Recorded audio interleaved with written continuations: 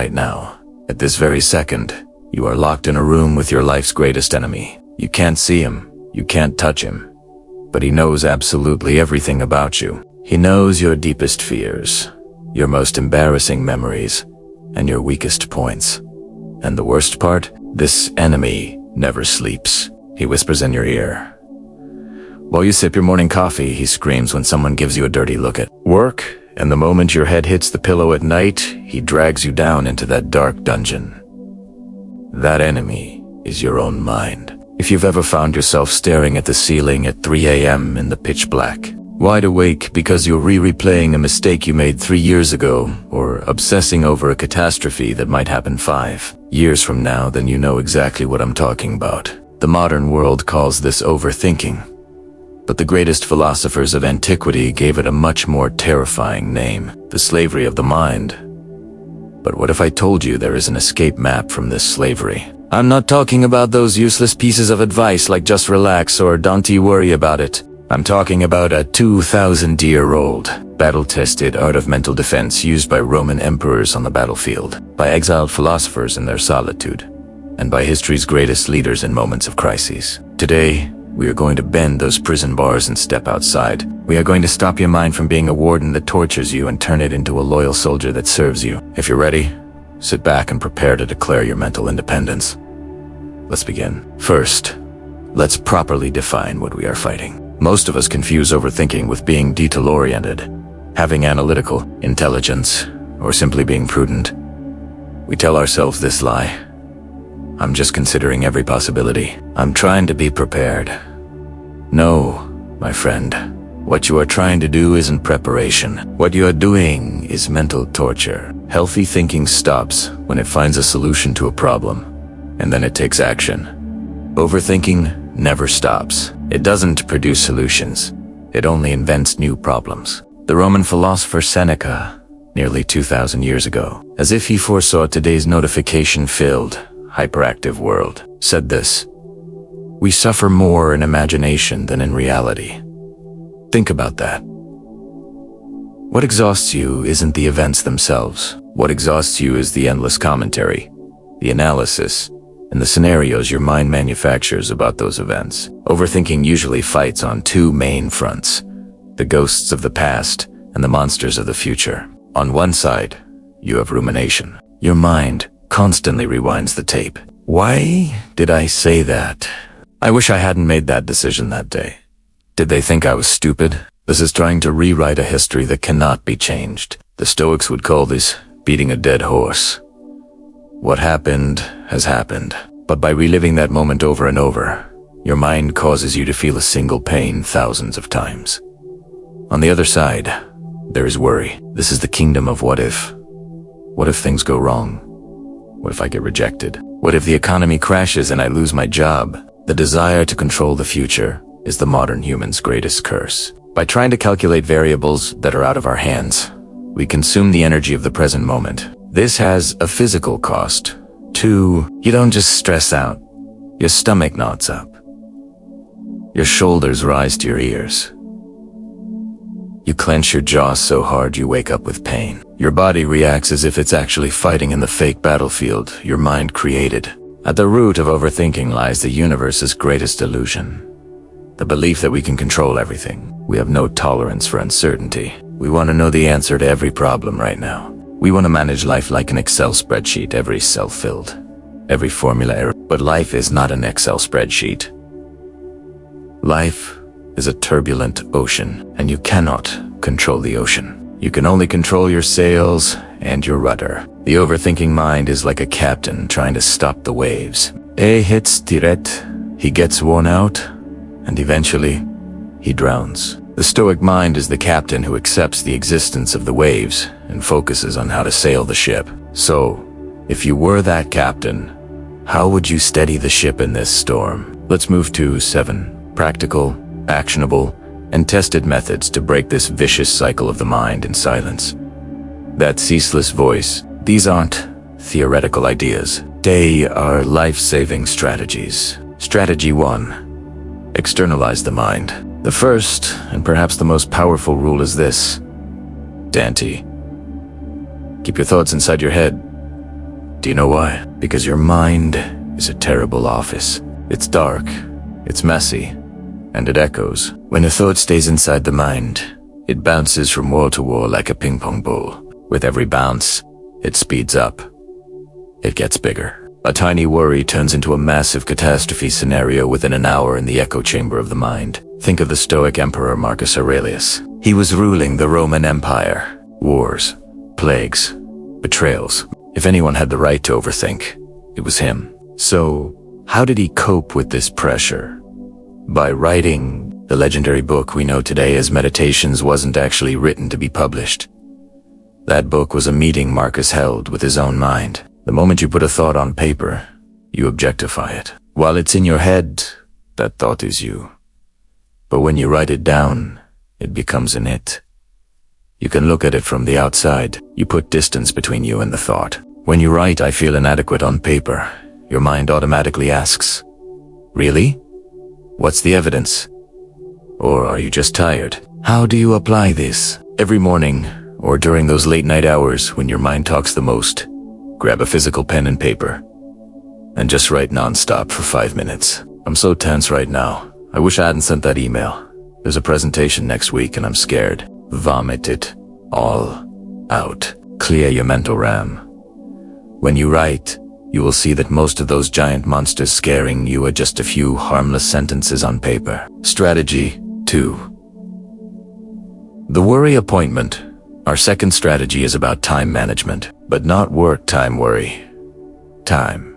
The most insidious part of overthinking is that it knows no boundaries. It starts in the morning and continues until night. If a friend called you for 16 hours a day telling you the same problems, what would you do? You'd block the number, but you can't block your own mind. You need a strategy. Let's call this Parkinson's law. Work expands to fill the time available for its completion. If you give yourself all day to worry, your mind will worry all day. Heber yourself a worry appointment. For example, every day between 5 p.m. and 5:20 p.m. is my worry time. Did a disturbing thought pop into your head during the day? Immediately tell your mind this. Okay, I heard you. But it's not your turn right now. I will think about you at 5 p.m. during our appointment. This isn't suppressing the thought, it's postponing it. You are giving the message, I am in control, to your mind. When 5 p.m. comes, sit down and genuinely think about that topic in the finest detail for 20 minutes. But when it hits 5:21 p.m., it's over. The shop is closed. Get up and go on with your life. Most of the time, you'll find that when the appointment time comes, that topic doesn't even scare you anymore. Strategy 3. Return to the body. The mind is a time machine. It goes either to the past or the future. But pay attention. Your body can never time travel. Your body is always, without exception, in the now. When you enter an overthinking crisis, it means your mind has disconnected from your body. While your mind is living in a potential bankruptcy scenario in 2028, your body is sitting in an office chair in 2024. This disconnection is the very definition of anxiety. The solution is to call the mind back to where the body is to the present. The Stoics called this hic et nunc, meaning here and now. When the mental storm begins, don't fight with abstract thoughts. Return to the concrete world. Use a technique used by U.S. Navy SEALs under high stress. The 5 sense anchors. The moment you realize you've started overthinking. Stop and look around. Name 5 objects you see. Feel for things you are touching. The floor under your feet. The coldness of the desk. Focus on 3 sounds you hear. Notice 2 smells you can smell. Focus on 1 thing you can taste. When you do this, the part of your brain generating disaster scenarios shuts down, and the sensory processing part kicks in. Your brain receives the message. No threat. I am here right now. I am safe. Strategy 4. The pattern interrupt when your mind gets stuck like a broken record. Playing the same negative thought thousands of times. Being gentle doesn't work. You can't negotiate with your mind in that moment. To break that cycle, you need to shock the system. In psychology, thesis caet, apaterin interrupt, the Stoics viewed a damaging thought as an enemy soldier. When overthinking starts, the moment you catch yourself in that spiral, make a physical or vocal intervention. Shout stop internally, or if the environment permits, out loud. Slap your hand on the table. Stand up. Jump suddenly.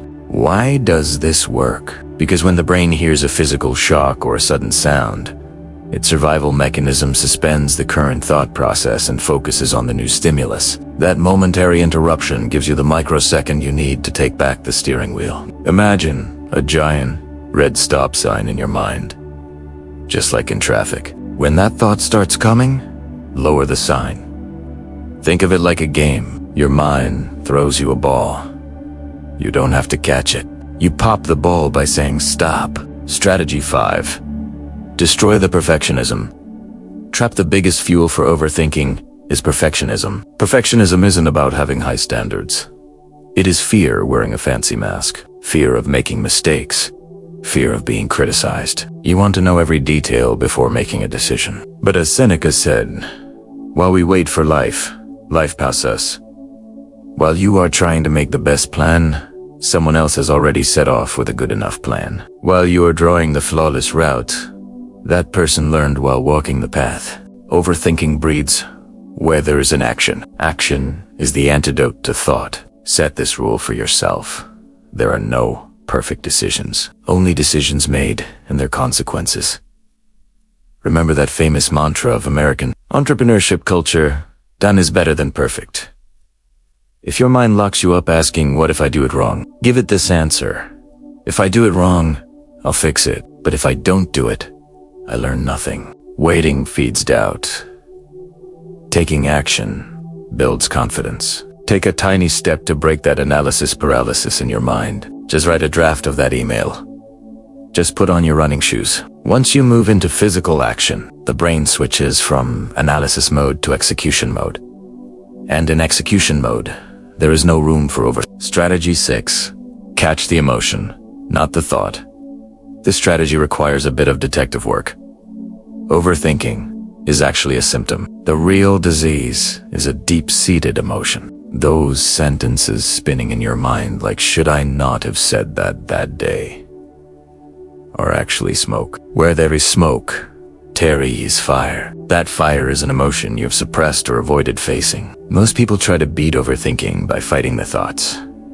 This is like trying to kill flies one by one. If you don't drain the swamp, the flies will keep coming. The next time your mind gets stuck on a topic, stop and ask yourself, what am I actually feeling right now? Don't focus on the thought. My boss yelled at me as a thought.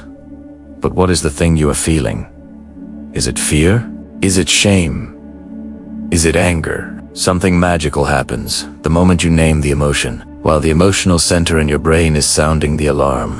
When you say, I am feeling anxiety right now, you re-engage the rational brain. Don't fight your thoughts. Find the emotion beneath them.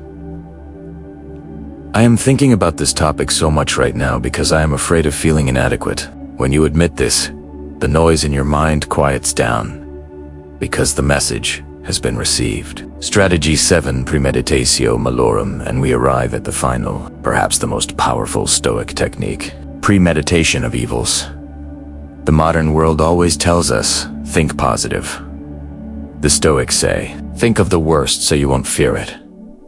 At the root of overthinking lies the fear of uncertainty. Because we don't know the answer to what if, our mind fills that void with disaster scenarios. To pop this balloon, the Stoics would imagine the worst possible scenario in a safe environment. Let us say you are going to a job interview and your mind wants to shut up. Okay, let's go to the end of this scenario. Start the simulation. You walked in, you stuttered, you humiliated yourself, and you didn't get the job. Then what happened? You walked out of the office, you are still alive. The sun is still shining. Your family still loves you. It wasn't the end of the world. When you face the worst-case scenario and say, I can deal with this. This won't kill me. You take the weapon of fear out of your mind's hand. Fear feeds on the unknown. When you illuminate that unknown, you see that the monster is actually just a shadow. This isn't pessimism. This is a mental vaccine. Just as a vaccine provides immunity, this exercise introduces fear to your mind and increases your resilience. A mind that accepts the worst scenario cannot be scared by any uncertainty. My friends, as we come to the end of our journey, I want you not to forget this. Your mind is a garden. If you leave it unattended, weeds will grow. Fears, worries, other people's thoughts will overrun that garden. Overthinking is simply failing to tend to that garden. But today, you have picked up very powerful tools. You learned to clear those weeds by writing on paper. You determined when to open the garden gates by setting time limits. You sank your roots into the soil by returning to your body. You stopped the pests by saying stop.